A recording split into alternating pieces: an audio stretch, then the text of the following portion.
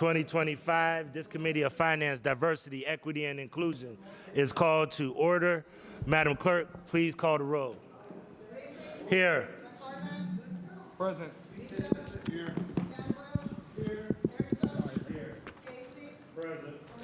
Present.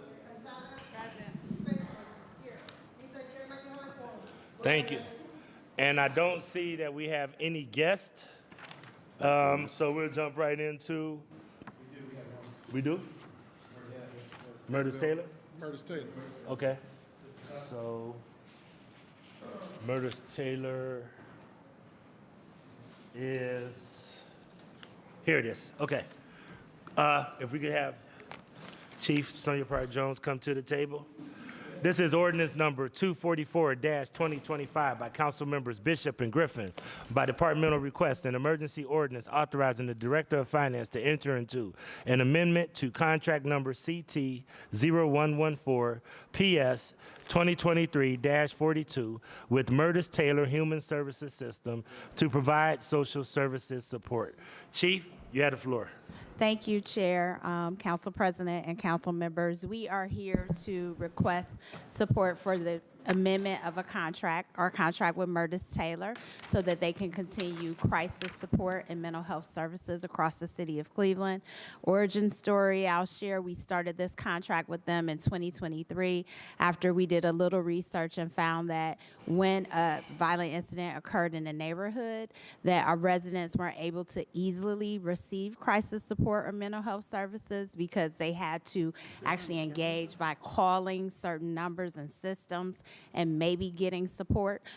Days later, we found that it would make more sense based on the trauma-informed care training that we've been receiving that a resource come to them, shows up in neighborhood. And so that's why we established this partnership with Murders Taylor. Since that time, they've served over 2,000 residents across the city of Cleveland and leveraged significant amount of funding through their own fundraising to make sure that we could fill this gap in services. So thank you. Thank you. Did Mr. Custard want to make any comments? Mr. Chair. Could you turn on the mic? Kevin Conwell's best friend. Council, Yeah. Council President and members of the council, Murders Taylor has been pleased to work with the shared partnership with the city and the mayor's office. It's an important partnership. It allows us to access or allows residents to access services that they would not normally easily access.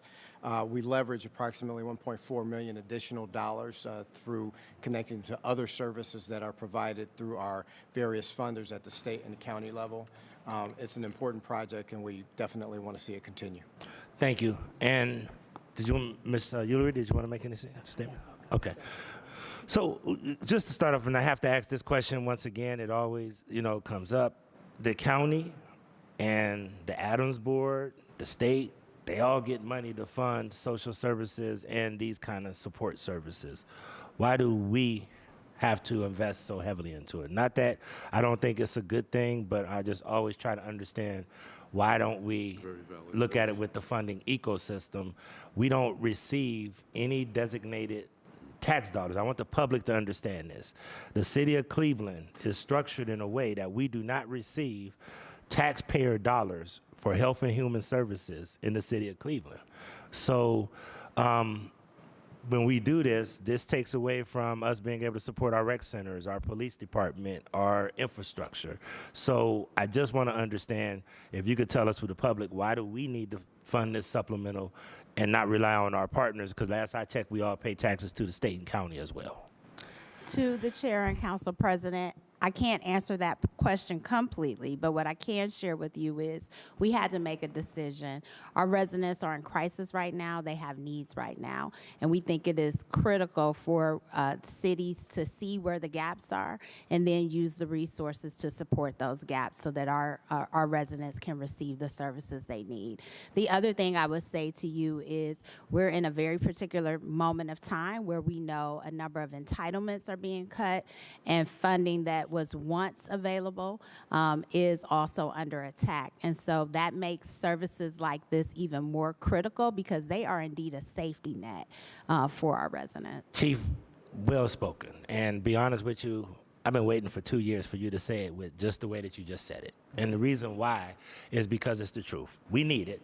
And we got to fill in the gap because I've been on these scenes where we have children that have been shot and these families are traumatized. And oftentimes it's always shown in statistics that if a person is the victim or perpetrator of a gun crime, without addressing some of the trauma-informed care that we need, they will potentially or more than likely have the highest likelihood of being the perpetrator or victim of a gun shooting again.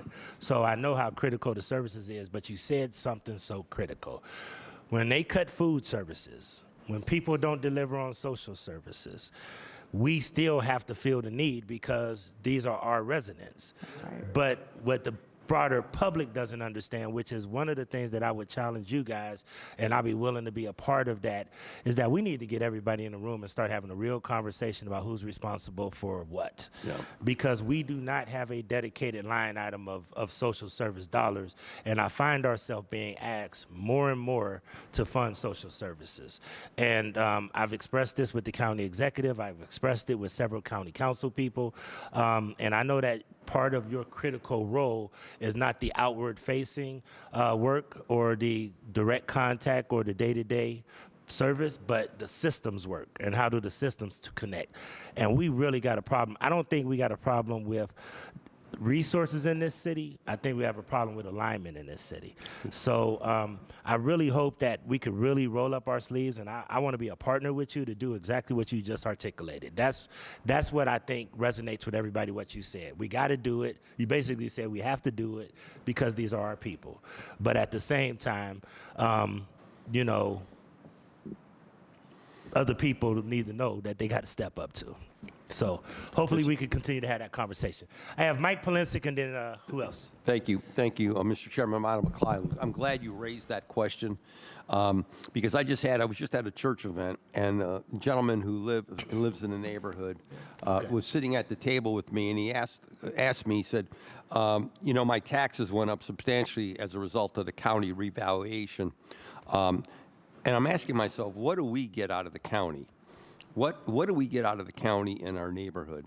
And I'm more of the opinion, and I'm glad you brought it up, that there has to be some meeting of the minds. There has to be some dialogue with the county because, as you indicated, in my time here, we never funded in the day social service programs. That was the responsibility of the county. But I can see this evolution over the last, especially the last 10 years, to 15, where we are now taking on more and more responsibility of programs and initiatives that should be undertaken by the county. And so there's got to be some, you know, we, as the council president indicated, we are not receiving funding for that. We are taking this upon ourselves to fund programs and initiatives, but this is the responsibility of the county. And so at some point, I don't know if it's initiated by the mayor in partnership with the council president, but there's got to be some meeting of the minds, because then I look at in my own neighborhood, all the delinquent taxes, property taxes that aren't being collected upon, which could go for county programs and initiatives that are just sitting there. In fact, I'm told that Cuyahoga County has the poorest tax collection record in the state of Ohio.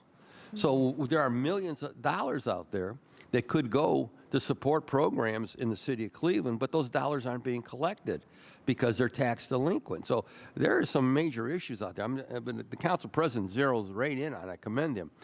Something's got to give here, because these are funds that we could be directing elsewhere, but we understand how critical it is to provide these services. So I'll leave it at that point. Thank you, Mr. Chairman. Thank you. Councilman Kerry McCormick. Thank you, Mr. Chairman. Just a simple question. What, through the chair to the chief, what fund is this coming from, these dollars? Sure. Through the chair to Councilman McCormick, this is coming from the expanded programs line out of the PIO budget, general fund dollars. Okay, so but the dollars were already budgeted within your budget? Yes. Okay, thank you.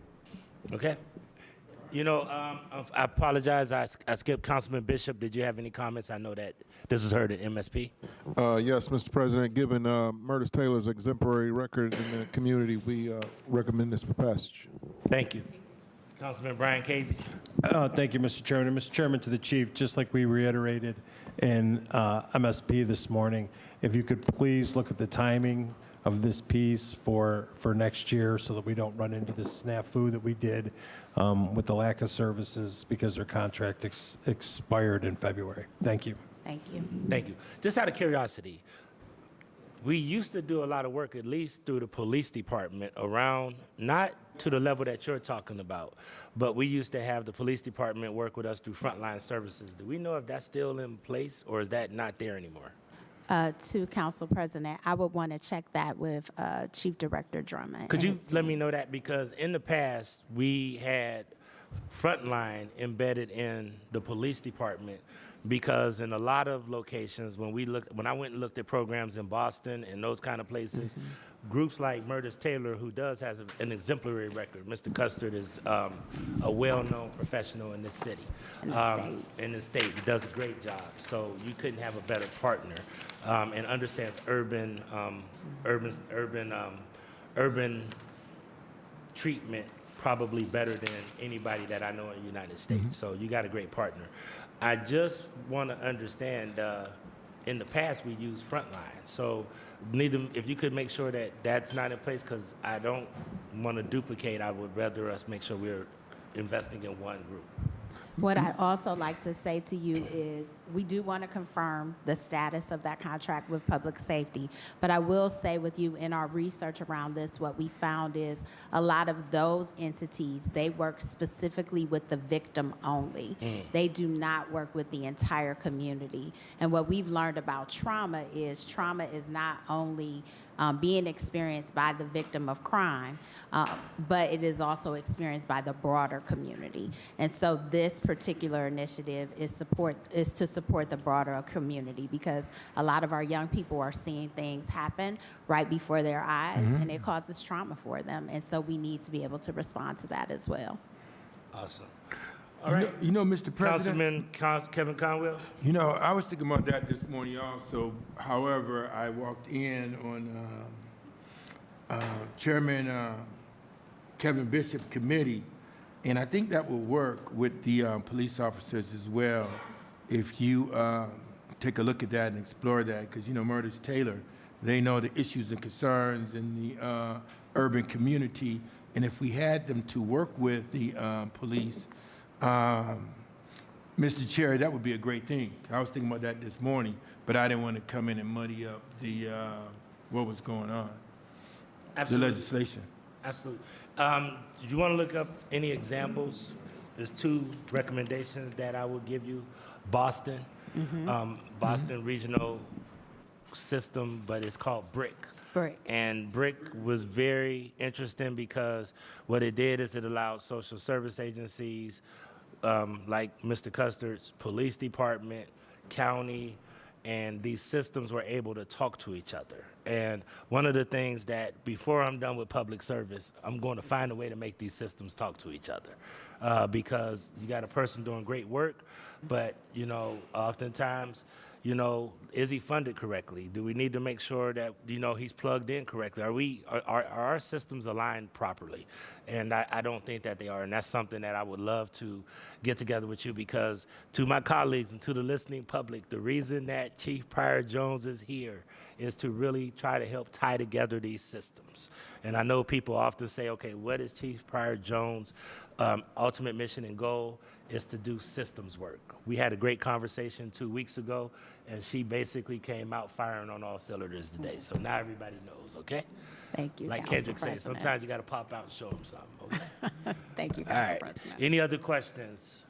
Seeing no other questions, ordinance number 244-2025 stands approved. Please sign off. Thank you.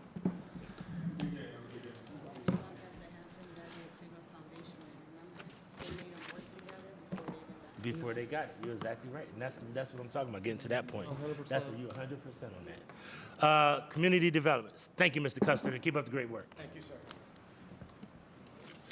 Community development.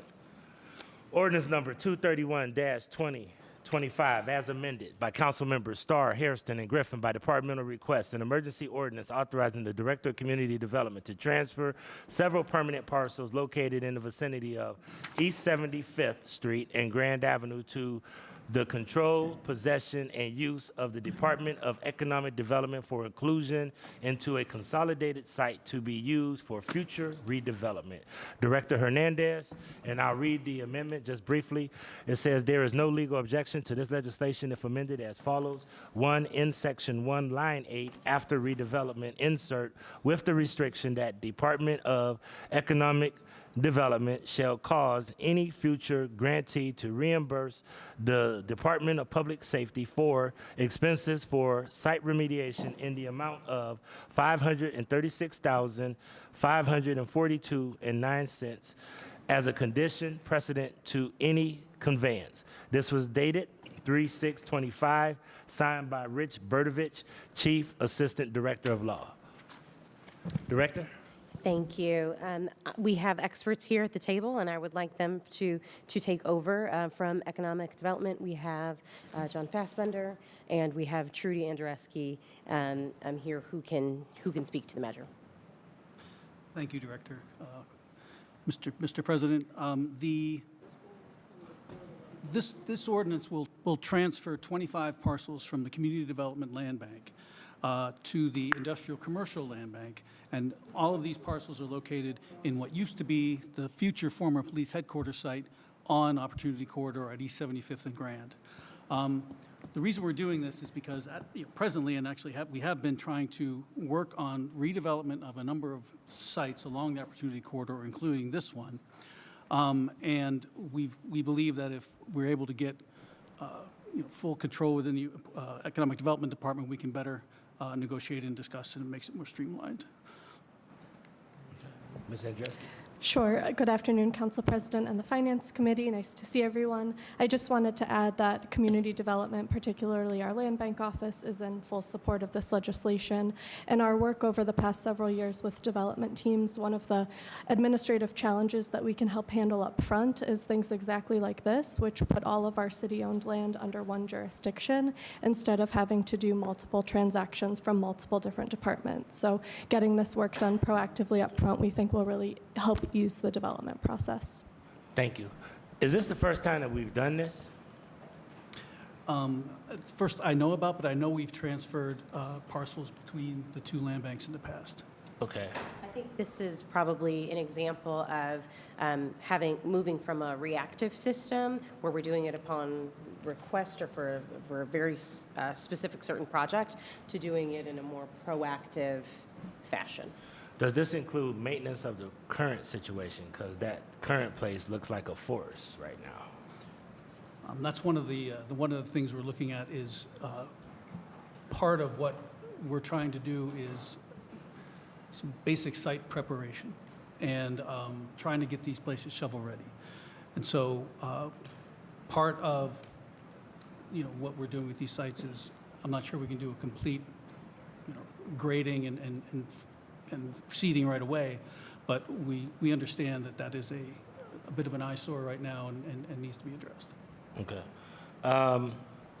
How is this, I want to say this the right way. I know that there's a proposal on the table to potentially transition all land bank over to CD. And I haven't been able to get into the pros and cons of that, but is this a progression towards that, or is this just basically just trying to think out the box right now? This is us trying to think out the box right now. So there are going to be, further discussions on what makes sense, and we'll have plenty of time, and I'm sure plenty of conversations to warrant the merits of that. This is the right thing to do specifically for these lots at this point. Okay. All right. Councilman Hairston, this was in DPS. Yes, Mr. Chair. Thank you. DPS heard this and unanimously passed the piece to finance. I know Councilman Starr is in support, and we ask the committee for passage. Thank you. Thank you. Councilman Starr, any comments? Only comments I would say is that I've been able to work with this organization for the past year and some change. to discuss this initiative. They are actually coming into East 79th area where we have 6.5 acres of city-owned land that has not been utilized over the last decade or so plus. And this is just a wonderful opportunity to bring jobs and creation and develop an area that has been undeveloped. So I do support this. All right, thank you. Any other questions regarding ordinance number 231-2025? Seeing no other questions, ordinance number 231-2025 as amended stands approved. Thank you and good luck with everything. I'm gonna move to Public Works.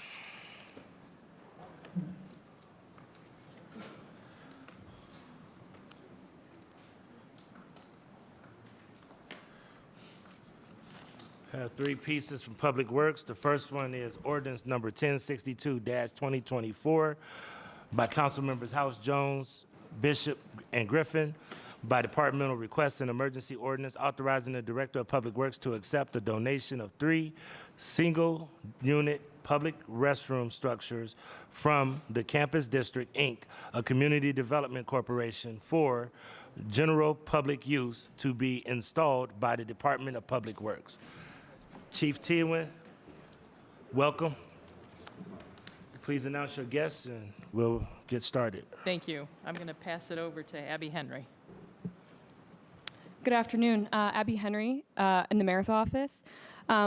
Would like to share a little bit more about the Portland Loos, just to bring everyone up to speed on this. So the Portland Loo is a permanent, freestanding public restroom structure that is in over 250 locations across North America. There are locations also in Cincinnati and in Columbus.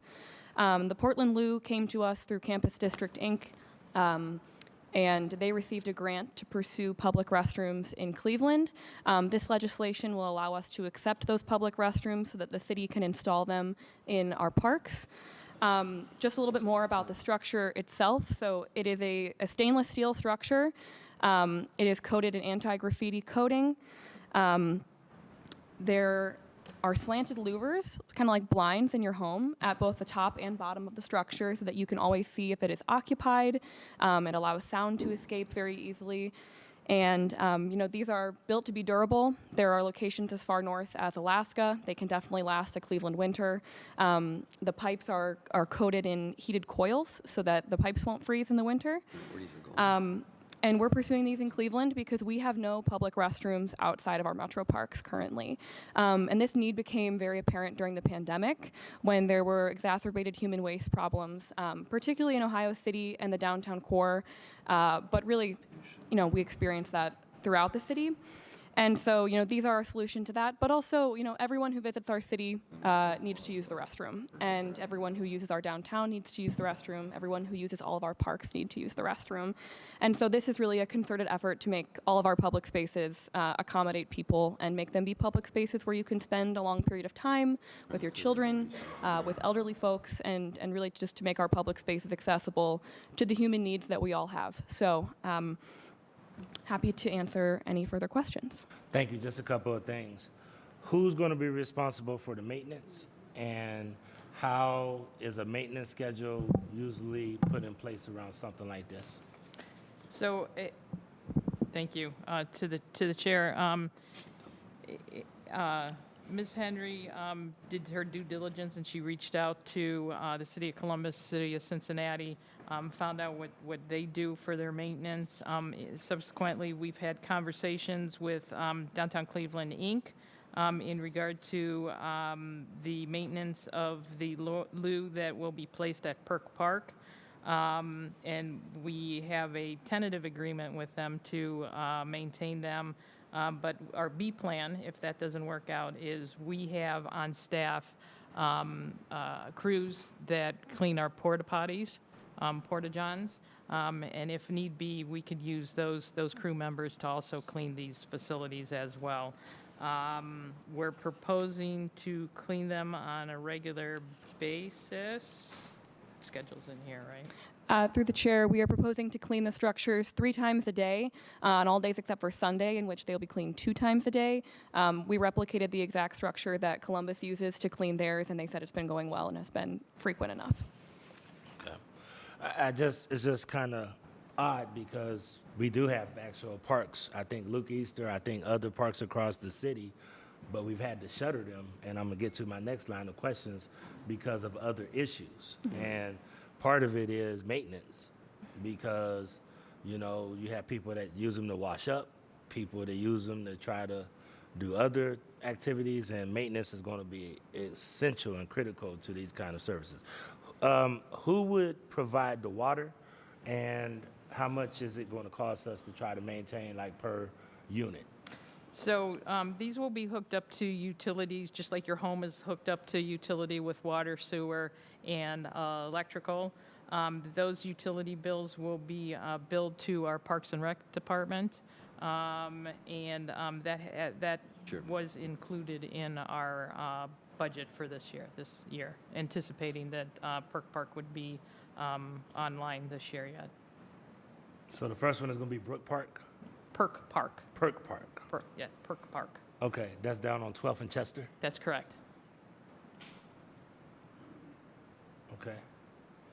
Have you talked or engaged the business owners? Because this is probably going to create a little bit more foot traffic in that area and also a little bit more potential, hopefully not through the Home for Every Neighbor program, but it's going to create a lot more foot traffic and potential encampments. Through the chair, yes, we have spoken with Downtown Cleveland Inc., who have their ambassador station right across the street from Perk Plaza, and they have established relationships with a lot of the businesses on the plaza. Okay. I have to ask this about safety. The reason that a lot of these bathrooms and public bathrooms, and I'm starting to find out more restaurants, don't allow people to use their bathrooms is because of the amount of people that, because of the horrible opioid epidemic, go in there and use drugs and shoot up and do other things. Are you going to equip these with Narcan, and how are we going to try to police that problem?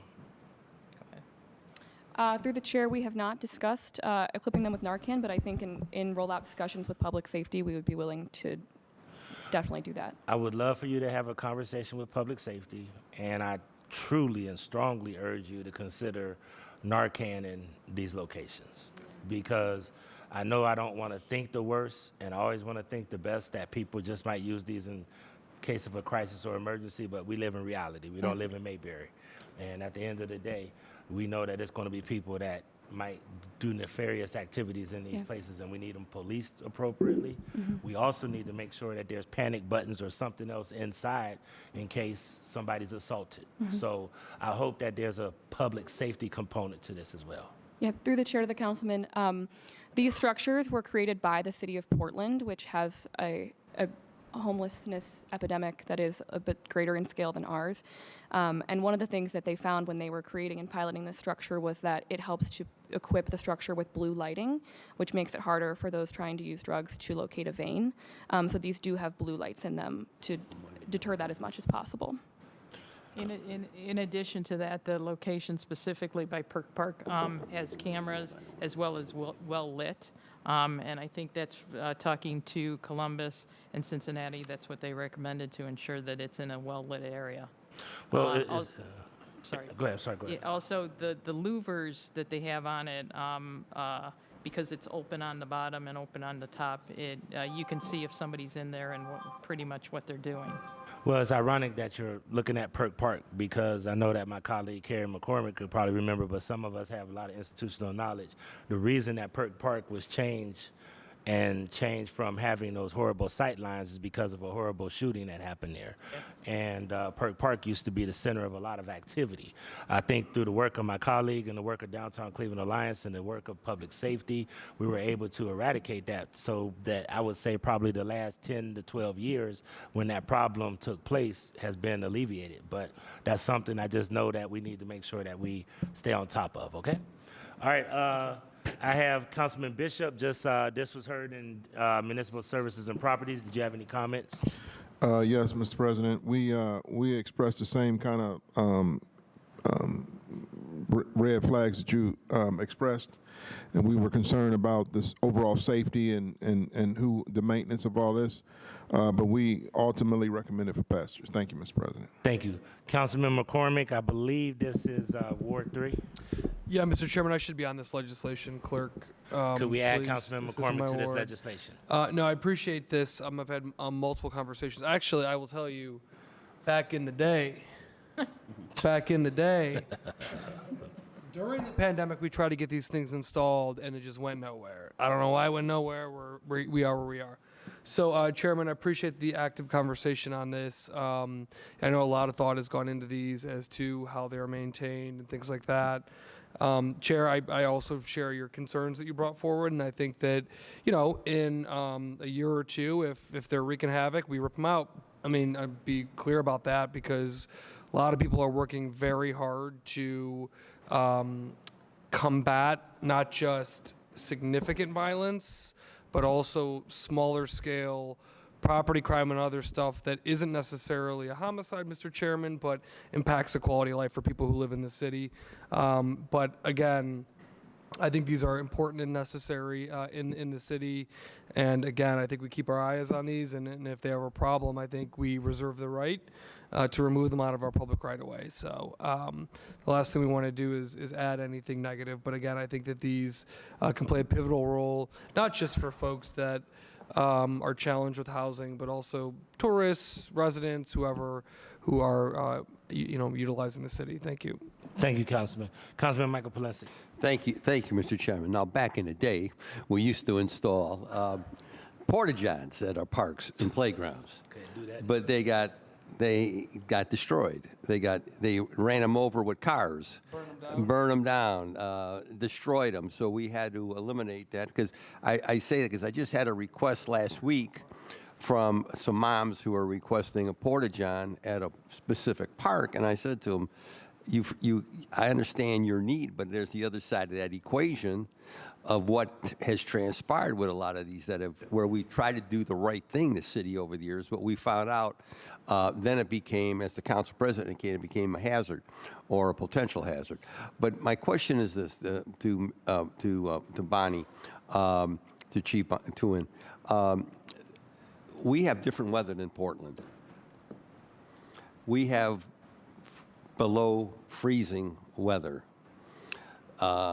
These, you've indicated, will be tied into water, sewer. These are open to the elements. Explain to me, how are you going to keep the snow and ice and the water lines from freezing in these facilities?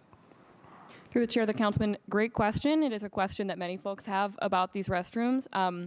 The Portland Loo exists in a lot of Canadian cities, as well as far north as Alaska. There are multiple locations, so it is very possible to have them in cold weather.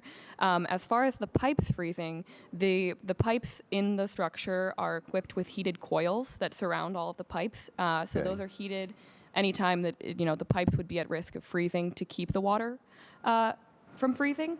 And our peer cities that have Portland Loos and weather similar to us have not indicated that it has been a problem with the toilet bowl or the pipes freezing. So you've indicated nobody's getting their fuel lines frozen using one of these things, then, huh? Okay. Correct. The maintenance, I want to just touch on the maintenance. Who will actually do the maintenance? Through the chair, the councilman, we do not have a final agreement executed yet, but we are working with Downtown Cleveland, Inc. in hopes that their clean and safe ambassadors would help us out with that. Are we going to have to pay them? That is the estimated maintenance cost that we have estimated about $1,600 a month per structure. This is less than it costs to maintain a porta potty, and would equate to about $20,000 a year per structure. Okay, so each structure costs how much? The value is about $150,000 per unit. We are receiving 3 from Campus District as a donation. $150,000 for each one of those. What are they made out of? Platinum? What are they made out of? Stainless steel. Stainless steel. Boy, it's got to be some very expensive stainless steel there. 150 G's a pop for a glorified porta potty. I'm in the wrong business here. I've come to that realization over the years. Chair, to the Right. councilman, these are stainless steels so that they're graffiti proof and also vandal proof. One of the purposes of Okay. the Portland News is to minimize the vandalism that could occur. But keep in mind, this was a donation. It was a grant that we Yes. received. No, and I think that's great, and I wish some other folks would, institutions would stand up and donate things of critical nature to the city of Cleveland. Because the reason I'm saying, I think, again, I hope whoever's going to monitor these will monitor them with the possibility that something of this nature could be installed in other parks and playgrounds across the city. Because there's no doubt about it. I get those, like I said, I just got the request last week on a park requesting some type of porta-john facility for small children. And if these will work and they're allegedly vandal-proof and they lack the potential for destruction, then maybe this is something we need to consider in the future in a capital plan. Right. For various parks and playgrounds that are heavily used in the city of Cleveland. Thank you, Mr. Chairman. Thank you. I was thinking the same thing. It would be good to have, I got a park on remodeling, it would be good to have utilize this in that park where I was trying to develop it, which is why the master plan that was being presented this morning was so important, because now it gives us the ability to see where we might want to invest, because this would be an investment that I would have been willing to make to put in one of my parks. Right. And so please keep that in mind for future, because I do think a couple of us might have an interest in looking at putting these in a couple of neighborhood parks as well. Yeah, I would say keeping in mind planning for the future. These, this is a pilot, for how these work out for the future. The connections to the utilities, to the public utilities, is important. The closer it is to the street to connect, the more cost-effective it's going to be to place. So keep that in mind. We have a lot of ball fields that are very big, and we wouldn't want to put them in the middle of the field because it would be a long run for the utilities. But if we can put it closer to the street, closer to the parking lot, where there's lighting, more public, that would be a more of an ideal location. And Mike said that they're expensive. Do they include a what is it called, a boudet? They include. This more expensive than my bathroom at home. All right. Okay. Councilwoman Jenny Spencer. I'm sorry if I missed it, Mr. Chair. Through the chair, how many of these are proposed to be installed in total, the first one being at Perk Park? Through the chair to the council person, we are receiving 3 structures from Campus District, one of which will be installed at Perk Plaza, and 2 of which are planned for Canal Basin Park. All right. Seeing no other questions, ordinance number 1062-2024 stands approved. Please sign on. We'll move to ordinance number, thank you so much. We'll move to ordinance number 21-2025 as amended by Council Members Bishop and Griffin by departmental request and emergency ordinance authorizing the Director of Public Works to employ one or more professional consultants to provide education and training for employees and to enter into contract with the Solid Waste Association of North America for a period of 1 year, with a 1-year option to renew, exercisable by the Director of Public Works. Director, Commissioner. Thank you, Chair. We have a piece here for training. One of the things that Director Williams is when he first Director, got hold on, here- let me read the amendment. I apologize. Attorneys always tell me I need to read the amendment. Hold on. It says there is no legal objection to this legislation if amended as follows. 1, in section 3, line 1, after authorized shall insert not exceed 75,000 and shall. This was dated 3/31/2025, signed by Sierra Lipscomb, Assistant Director of Law. Please proceed. Okay. Thank you. Again, one of the things that Director Williams really stressed when he got here is training. I've been here for 25 plus years, and that's probably one of the areas in the city that we lack is to have dedicated training. One of the things that is in this piece is that we want to be able to have training for not just our administrative folks, but actually trying to get down into our supervision. This is actually going to lead to a certification through the SWANA group. So I think it is a great first step for us to be able to get our staff to a place where they are not just working as they go. We're actually giving them some foundation.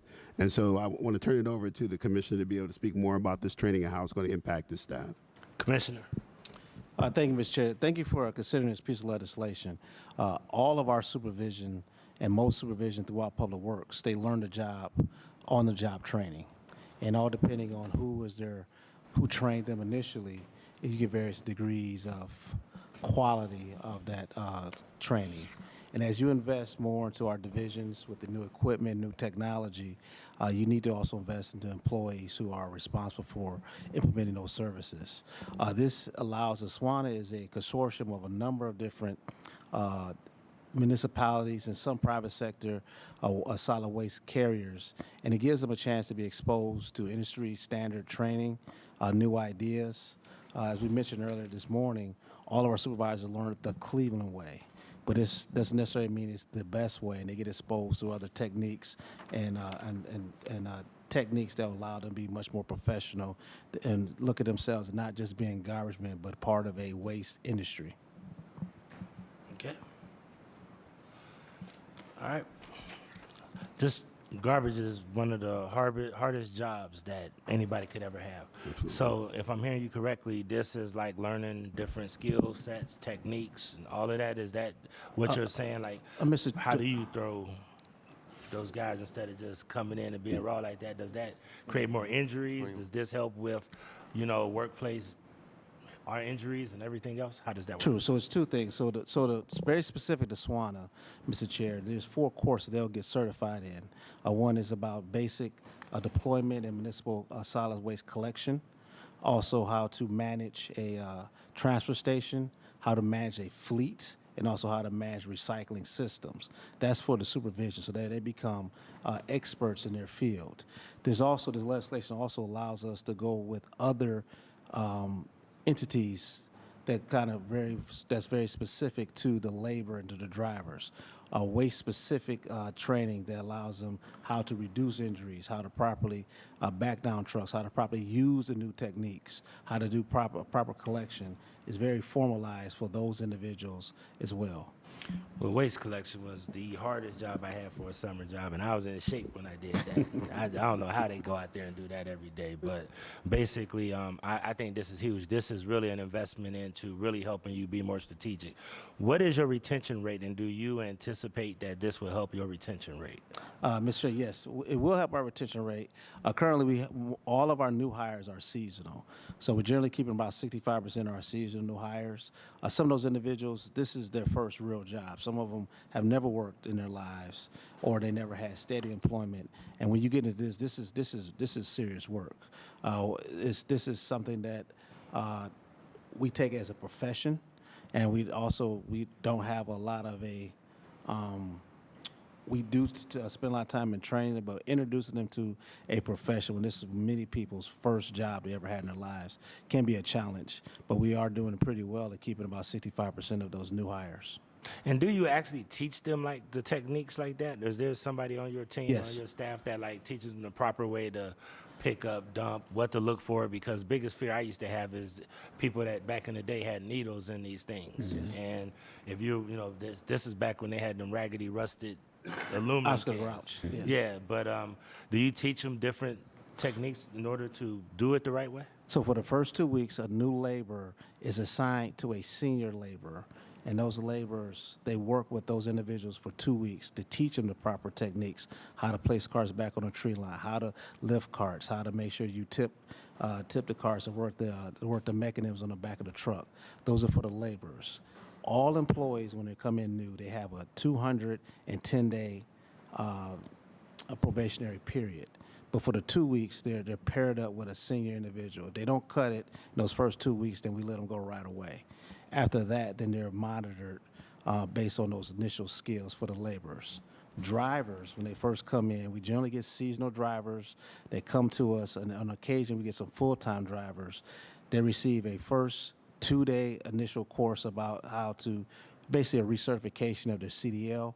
And then they have 1 month to learn how to operate every vehicle in their fleet. If they don't make it through that first month, then we cut them loose right then and there. All right. So this is an investment into efficiency pretty much. Correct. All right, Councilman Bishop. Yes, Mr. Chairman, we fully vetted this and recommended for passage. Thank you. Councilman Mike Palencia.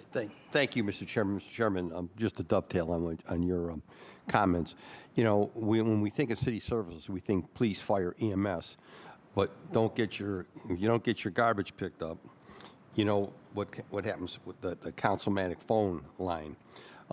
So we all know I've learned very quickly and closely how important waste collection is.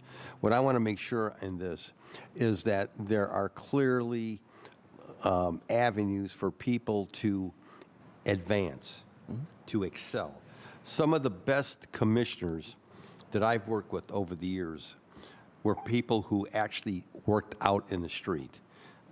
There are people that rose in waste collection who actually worked on the back of a garbage truck in the day, worked patching potholes, worked cutting grass. I could think of all the commissioners and assistant commissioners that are long gone that I worked with over the years who worked their way up. And then I know in other cases I saw people promoted who didn't have skill levels because of politics. So I want to make sure that the people within waste collection, that entry level, that individual who's coming in, as Mr. Chairman and the Commissioner indicated, that individual has an opportunity to excel, to advance in their career. What is the pay now for a waste collector? Do we know what that is? Yes, through the chair, new seasonal employees, they receive $20.76. If you're a full-time Yes. MSL and full-time laborer, you're eligible for step increases that take you to $22.76. Okay, are there vacancies now? Through the chair, we do not have any vacancies for full-time, but we do bring on season. We're bringing on about another 18 seasonals. Do you have, so you still need seasonals now? Through the chair, yes. We're bringing on 18 more seasonals. So to the viewing public, how would someone apply right now if they're interested in being a seasonal in waste collection? Through the chair, so there's also a link on the city webpage. But what about those who don't use the web? You have to. Well- All applications for the city of Cleveland must go through are online, done online. But we had asked that those who cannot go online or don't have the ability, that they could physically come down here on the first floor. And we were told that they could. I'm sorry, through the chair, no, they can't. So all new applicants, they must apply online. Well, I'm going to find out in a minute because the director's here. Yeah. Because, see, again, I continue to say this. We have people in our communities that don't have the ability to go online. They don't know how to do it, and they don't have a family member to help them. But I was told, and please, if I'm wrong, my colleagues jump in, and we were told that you could physically come down here on the first floor and get help if you needed that help. Yeah. Yeah, go ahead. Someone tell me then. So through the chair to the councilman, I think that's, we definitely, when folks come in, we help. But I really do want to leave that to Director Cole because I know he has a full shop downstairs in the basement. Because I want to make sure no one's excluded. Director. Through the chair of the councilman, yes, individuals can come to City Hall, and we have kiosks in which they can receive assistance to apply. They will get an assistance from somebody. That's correct. That's all I need to know for the viewing public. So you don't have to be, savvy with the computer or go online. If you're looking for a seasonal job, you can come down here to the first floor City Hall. Human resources, personnel.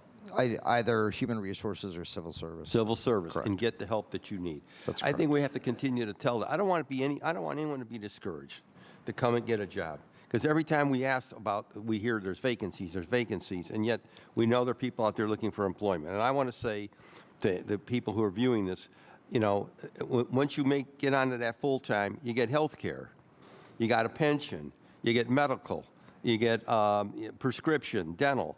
We don't talk about that stuff enough around here. And so I just want to make sure, and waste collection is very important, very important. And I just want to, I commend you, the commissioner and administration, for going this route. Again, I want to make sure that there's upward mobility for the people who are coming on board, and that we have the waste collection department that we all can be supportive of. And I think we've made great strides in the Division of Waste Collection. That's my opinion. We still have some issues, but we're going to hopefully get some of those resolved. But at the end of the day, I'm here to be supportive. I want to thank the chairman of the committee as well, Councilman Bishop, for his due diligence on this as well. Thank you, Mr. Chairman. Thank you, and I want to thank the commissioner.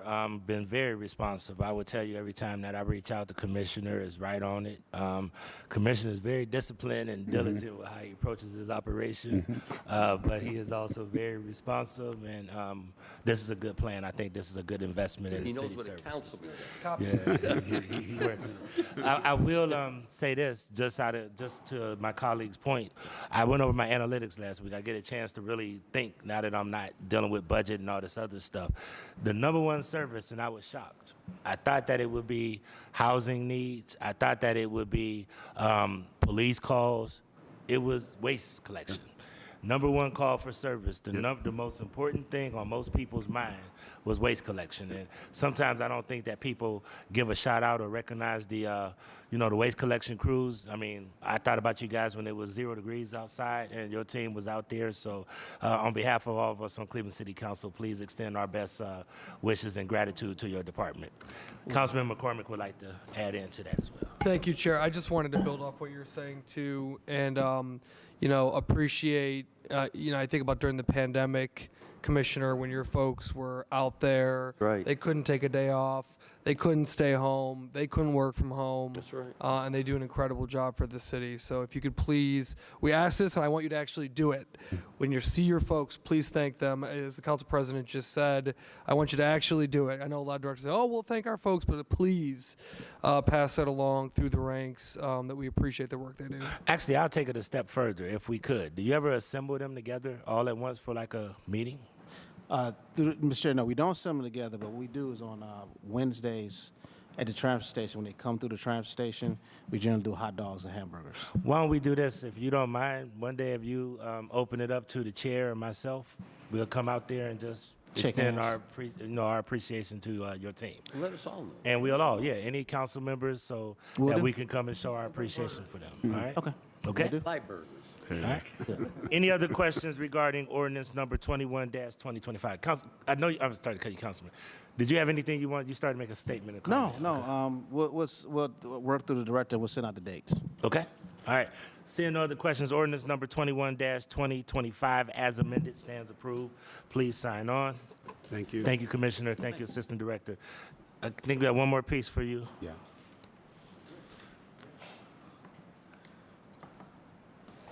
All right. This is ordinance number 40-2025 by Councilmembers Starr, Bishop, Hairston, and Griffin by departmental request. An emergency ordinance authorizing the Directors of Public Works and Economic Development to enter into a ground lease with Rust Belt Riders Composting LLC for the use and occupancy of property located at 3270 East 79th Street to consolidate its composting facility operations and to install a retail operation at the location for a period of 10 years with 2 10-year options to renew, exercisable by the Directors of Public Works and Economic Development. Director. Thank you, Chair. I have John Fossbender here from Economic Development to really talk more about this lease. Because we are the owner of the property, we're on this piece. But it really is an economic development piece, and I want to turn this over to Mr. Fossbender to talk about it. Thank you, Mr. Director. This is we've been working with Rust Belt Riders for quite some time, with Councilman Starr and the company, to try to find them a home. They are operating now in a very inefficient way where they can't expand the amount of compost they can produce.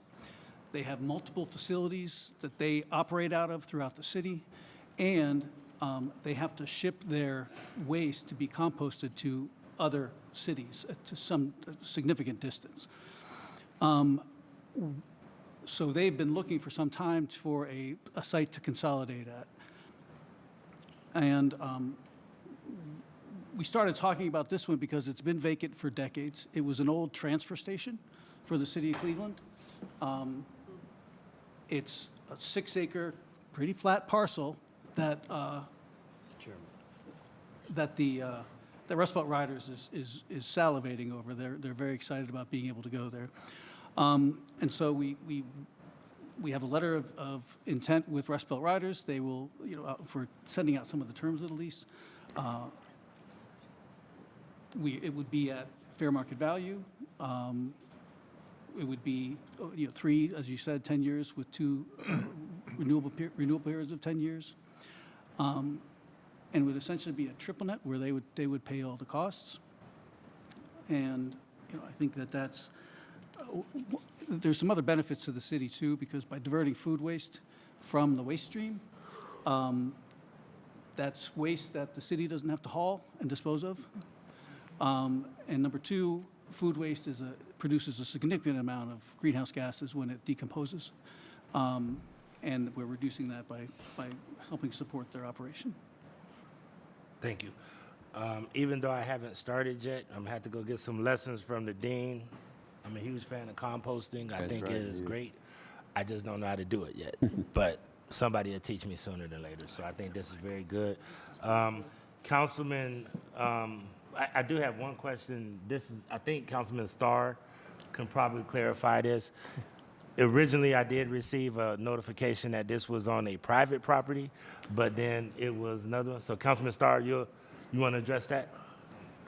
Yes, I possibly would recommend, if possible, for this ordinance, if we can make amendments so that for the address that is reading on this ordinance, it's actually the location. So right now, on East 79th, you put the address, I think, 3270, which is the private property next to it. The actual parcel that they're using does not have an actual address at all. It reads 0 East 79th Street, and if you Google 0 East 79th Street, nothing's really pops up. So I think you should, if you want to be safe with it, if you use it as remove the address and use the parcel number, which will be 126-16-003 parcel in there, so therefore you can have the actual direct location. So that's not accidentally on the private parcel No, that is adjacent? or the is it- parcel number is correct, and I apologize. I didn't realize that number was incorrect, but that's my fault.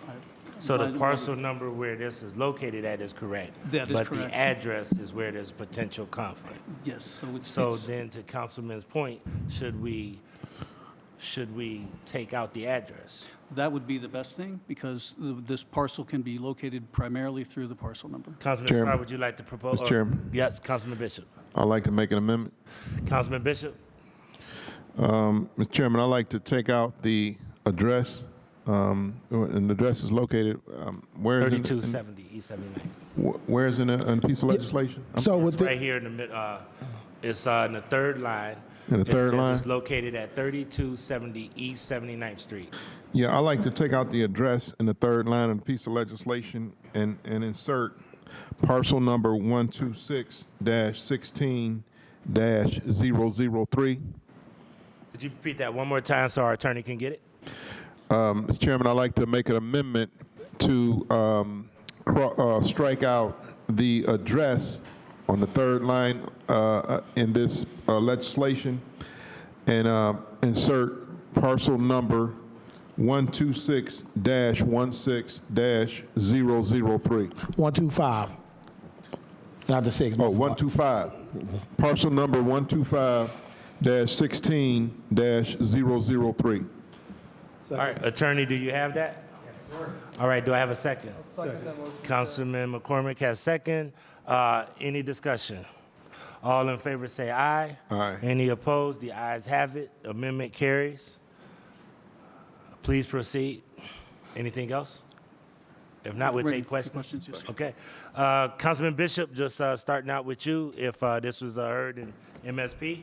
Yes, we heard this in the Municipal Services Committee, and we recommend it for passage. Thank you. Councilman Hairston, this was heard in DPS. Thank you, Mr. Chair. Yes, it's heard in DPS, fully supportive. One issue that did come up as we discussed this in DPS, and I know I had the conversation with Councilman Starr, and that's it, that we will address this in finance. Two things. One, to ensure that the property will not be subleased to any other occupant, because at times we've had where we've leased properties or we leased properties to companies, and then they've turned around and maybe the operation failed and they begin to sublease, and then after we know it, there's a big problem on the property that we did not intend for the use of the property. That came from members of the committee during our discussion. Councilman Starr also raised the concern, and also he talked about the need for the subsequent renewals to receive legislative approval. So that way, again, 10 years is a long time, and then for 2 more 10-year options to renew, not to have no interaction or know what's going on the property. And so, as I told Councilman Starr, that I fully support those two requests, which are reasonable requests. They are not anything that's unreasonable that we shouldn't accommodate him for. All right. I agree. So, Mr. Chair, I'd like to make a motion. Please proceed. I'd like to make a motion to amend ordinance number 40-2025, that all subsequent renewals of the lease at 125-16003 shall require legislative approval. And also, there should be no subleasing of this property without legislative approval. Thank Mr. you. Chair. Attorney, you have two amendments that have been put forth. Do you have both of those amendments? Yes. All right. Do I have a second? Second. Councilman Bishop has seconded it. Any discussion? Seeing no discussion, all in favor say aye. Aye. Any opposed? The ayes have it. Thank you. Councilman Starr, you have the floor. This is in your neck of the woods. Job creation, in Ward 5, one of the things we're trying to do is create good jobs, but also pipeline into career opportunities, and working with Rust Belt Riders, Dan and his team, has been something that is very good. I want to say thank you to this committee for making some recommendations that I mentioned to you and making those amendments so we can be able to have full oversight but also be involved in this project. I think this is a great initiative, as well as a great partnership that Rust Belt Riders do have with Ridolph Farm, which is not too far from there, and the opportunity for the scraps and decomposition that people can drop off to this facility instead of having it travel over 4 or 5 locations. They can consolidate their business in one area, and making Ward 5 their home is something that is important. So I agree and support this whole initiative, Council President. And just for my bearings, this is that area on the west side of the street between Bessemer and Garden Valley. Am I correct, Councilman? Is that where it's at? Right? Is that where that factory is at? In that? So right there, if you come across East 79 going south, like before you hit Bessemer, right as you pass Garden Valley, is one big plot of land right on your right-hand side. You can't miss it. You can see that there's some demolition just happened to the facility right next door to it, but it's like 6 acres of land going deep into it. You pass it every night going home. I know you do. Okay. All right. Okay. Councilman Kerry McCormick and then Councilman Mike Polensek. Thank you, Mr. Chairman. I'm glad this has been thoroughly vetted by my colleague, Councilman Starr. But I'll just add on top of it, Rust Belt is a great organization that's been doing really good work in our community, filling the gap of composting throughout the city of Cleveland. I've worked with them for many years. And Chair, as was noted earlier, I think it's like 40% of landfills is waste, is food waste. Mm-hmm.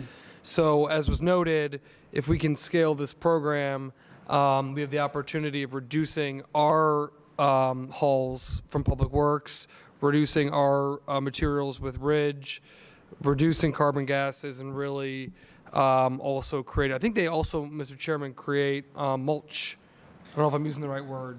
Soil. They have yeah, please. Through the chair to the councilman, Rust Belt Riders has a line of planting media.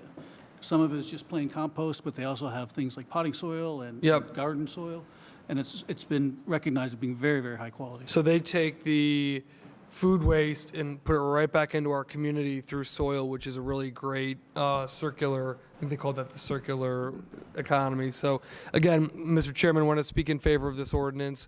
Really happy they found a home. They do really great work, and I know they're an important part of our ecosystem here in Cleveland. Thank you. Thank you. Councilman Michael Polensek. Thank you, Mr. Chairman, honorable colleagues. I'm a big supporter of recycling, composting. I was working on my compost bins yesterday. This is what I want to make sure that protection for Councilman Starr and his community. I had one of the first big composting operations in the city of Cleveland many, many years ago on South Waterloo Road, presently where Juergens World Headquarters is at and just to the east. What I found out and what happened as a result of the piles that they had, 2 things happened. As they turned the piles, there was a horrific odor that came off of them for 2 to 3 days afterwards. And when I say horrific, I mean horrific. And then the other thing, which I was never aware of, but I learned quickly, was a substance called leachate that came off the piles. So when it rained, it looked like black crude oil flowed off the piles into South Waterloo Road. And you had to see it to believe what it looked like. And as a result, the city had to come in and shut them down. So I want to be assured that Councilman Starr's community, and he is not, because I know I want to commend him and Councilman Bishop and Councilman Hairston and all my other colleagues have been involved in this discussion, this process. I want to make sure that he is not the recipient of complaints as a result if they're going to turn piles or the leachate problem that we experience. I want to make sure that there's guarantees to him that that will not happen. Through the chair to the councilman, a couple of comments on that. Number one, the operation up on South Waterloo, part of being a licensed commercial Right. composting facility is dealing with leachate specifically. Okay. So they weren't in compliance with the law. Okay. And as far as the smell goes, I can't speak with enough specificity, but what I will do is, if you'd like, I'll make sure that we get Rust Belt Riders discussions, so they would know, I think, how the odor is. I believe they use a process that dramatically reduces the amount of odor that's released. Okay. But I would rather have them. Okay. What I'm saying is for protection for my colleague who's been, really trying to do what he can to create job opportunities in his neighborhood and to project his neighborhood. I don't want him to be the recipient of problems like I was. I thought I was doing the right thing, and initially it was until the piles got so large, and when they turned them, then it was my phone would light up, and then the leachate that came off of it into South Waterloo Road, I had everybody had a business on South Waterloo Road calling my office complaining. So I just want to make sure he's not the recipient of what I went through. I understand. Thank you. Thank you. Thank you. Any other questions regarding ordinance number 40-2025? Seeing no other questions, ordinance number 40-2025 stands approved. Thank you. Thank you.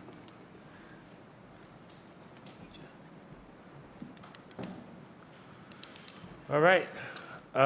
CAP projects.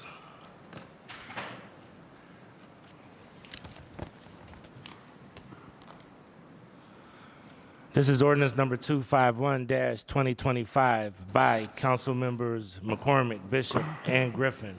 By departmental request, an emergency ordinance authorizing the mayor, the director of the mayor's office of capital projects, to sell city-owned air rights, interest no longer needed, for the city's public use located at the right-of-way of Scranton Road, AKA Eagle Avenue, to GPP Medical Facility, LLC, for the purpose of constructing a building and enter into an agreement for the construction, operation, maintenance, inspection, and repair of the overhead structure within the air rights parcel above the Scranton Road right-of-way. Director.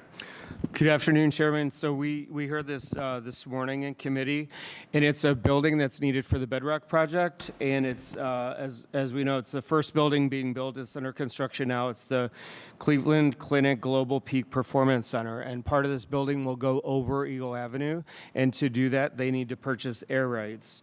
So to my left is Commissioner DeGennaro, and she's going to go through the details of this project. Thank you, Director.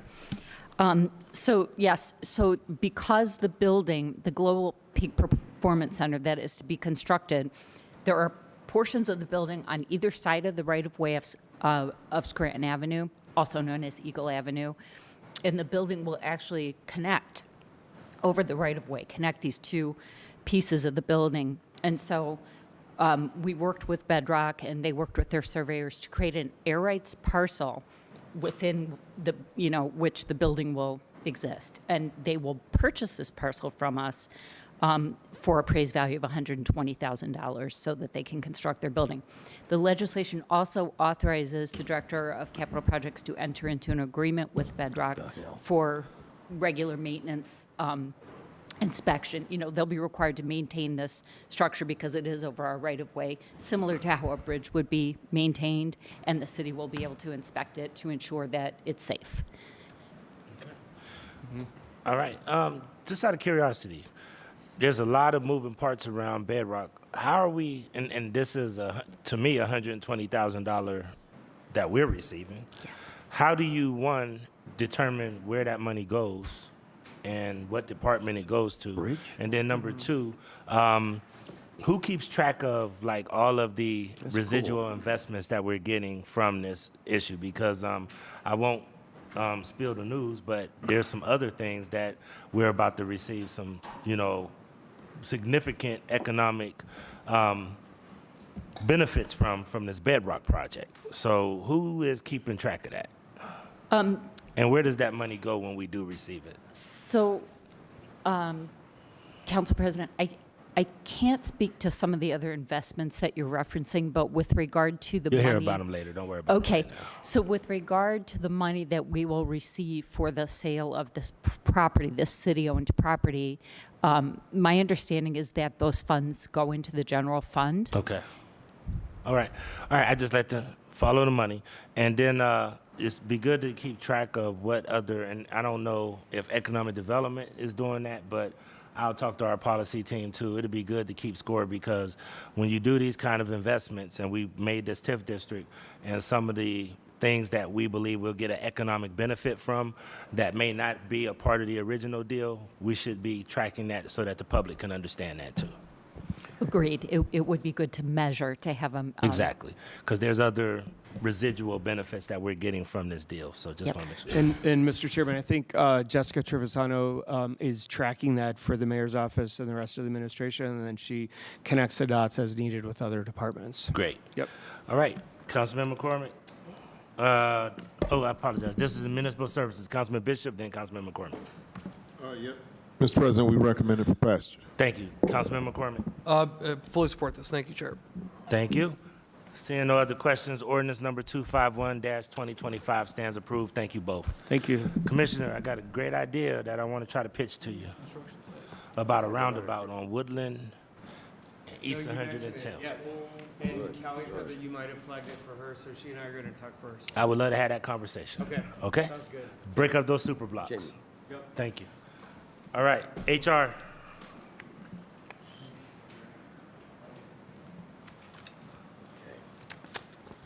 Ordinance number 323-2025 by Councilmember Griffin by departmental request.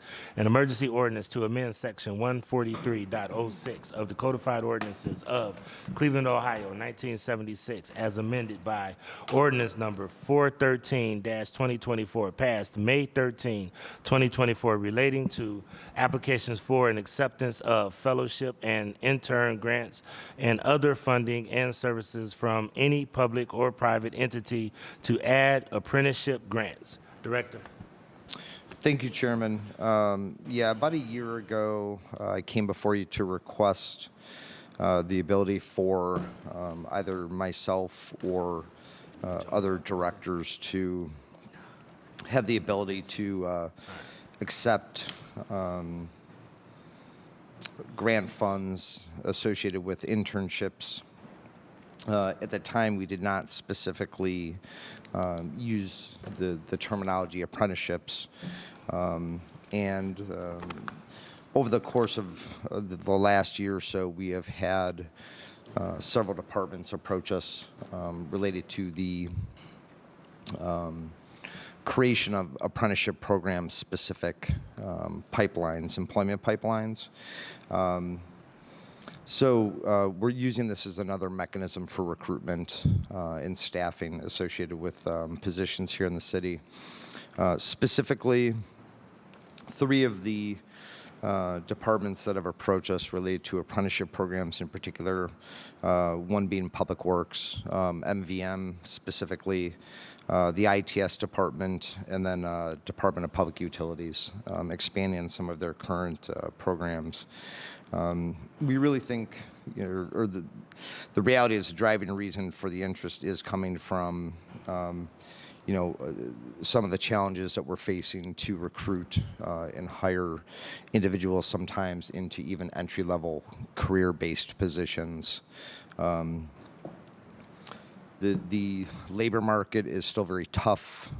This also gives us the ability to create these employment pipelines in order to upskill individuals through an apprenticeship program that we can also bring on full-time. So those are some of the main reasons. And,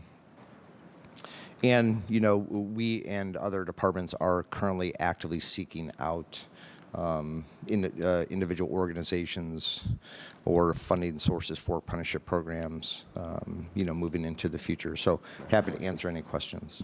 Thank you. I think I see Councilman Michael Polensek. Mr. Chairman, to the director, do you know how many total positions?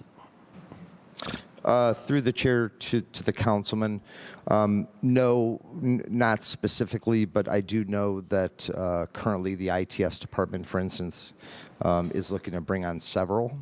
Okay. I would appreciate if you could provide to us numbers. You cited 3 departments, correct? Correct. Three have shown interest. Okay. So, and I would hope, and I want to commend you and commend the administration. I would hope you could expand that. We know with the demise of vocational and technical training within the Cleveland Municipal School District, especially on East Side schools, our kids have lacked that ability to learn a skill to a great extent in high schools as we once had. And so I totally support this, and I want to see it expanded, because our kids deserve regardless of where they live, our kids deserve opportunities. And not everybody's going to college here. And so the more apprenticeship programs we can create here, the better off we're going to be. Because again, as I said earlier, some of the finest employees that I worked with and that worked their way up the ladder from the very entrance in and worked their way up, and in many cases became commissioners and assistant directors. So I want to see the apprenticeship programs expanded with the city, whatever department division we can do it. It's our own best interest to do this and to provide these opportunities, because this is a big issue as we get into these neighborhood meetings they're about to have through CMSD. This is a major rub with us, especially on the east side of the city, where our schools, we don't have these vocational technical programs as we once had. So our kids lack that connectivity or that linkage as they once had. So what you're telling us at the table, the city's got to create the linkage. The city's got to create the platform for opportunity and advancement. So I'm totally in support of it. We got to expand it however we can, and that's where I'm at. I totally support this, Mr. Chairman. Thank you. Thank you. Any other questions? All right, seeing no other, Thank you. Seeing no other questions, ordinance number 323-2025 stand approved. Please sign on. Thank you all. Thank you.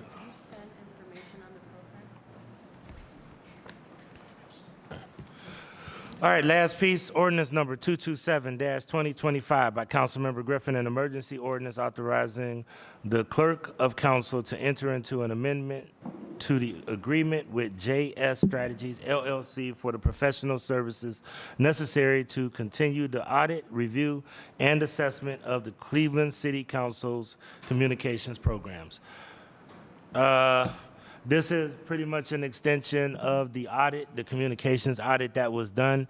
Now the second part of the audit is to deal with the branding and other things regarding council's communications strategy. So does anybody have any questions for ordinance number 227-2025? Seeing no questions, ordinance number 227-2025 stands approved. Please sign on.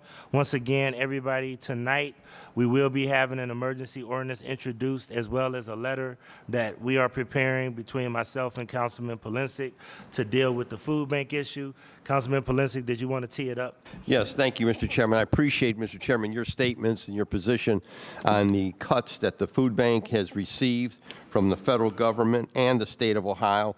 We have a resolution going in tonight, and I'm glad to see that all members have signed on, opposing the United States government Department of Agriculture cuts and proposed state budget cuts to food assistance programs impacting the Greater Cleveland Food Bank, and urging the federal government and the Ohio legislature to restore those dollars in order to adequately fund critical nutrition programs for people and families in need. Mr. Chairman, the food bank supports over 1,000 different organizations, churches, daycares, neighborhood groups, organizations, not just throughout the city of Cleveland, but throughout Northeast Ohio. We have all heard the horror story where 20 trucks that were supposed to be delivered were turned around. For where those trucks went is beyond me. We're seeing massive cutbacks, yet there's a greater demand than ever before on the food bank. And I want to thank you and all my colleagues for supporting the food bank over the years, especially with ARPA funds, because this body has understood the importance of food deserts, of food inadequacy in the city of Cleveland. And so to see the hit that the food bank is taking is absolutely outrageous and disgusting. In this country, to cut food for needy folks in needy institution is outrageous. And for what they're thinking what they're thinking about in Washington and Columbus is beyond me. But we got to let our voice be heard. And I would urge all citizens watching this to contact their state representative, their state senators, their United States senators, John Husted and Bernie Moreno, and express your outrage at these food programs being cut, and we urge them to restore these food programs so the Greater Cleveland Food Bank can continue their great work in the Greater Cleveland area. Thank you, Mr. Chairman. Thank you. And I told you last week that I did analytics on my Ward 6 last week. Yes. I looked at my 211 numbers and my 311 numbers. 211, the biggest need was food. Yep, there you The go. biggest need was food. And Yeah. to recognize this on the heels of that crisis really bothers me. So I urge everybody to make sure that we speak out about this. And if okay? they might have the letter prepared by tonight's council meeting, we're asking all council members to sign it so the council president can direct that to federal and state officials as well. Thank you. Thank you. All right, seeing no other business, this Committee of Finance, Diversity, Equity, and Inclusion is called to adjourn. Thank you.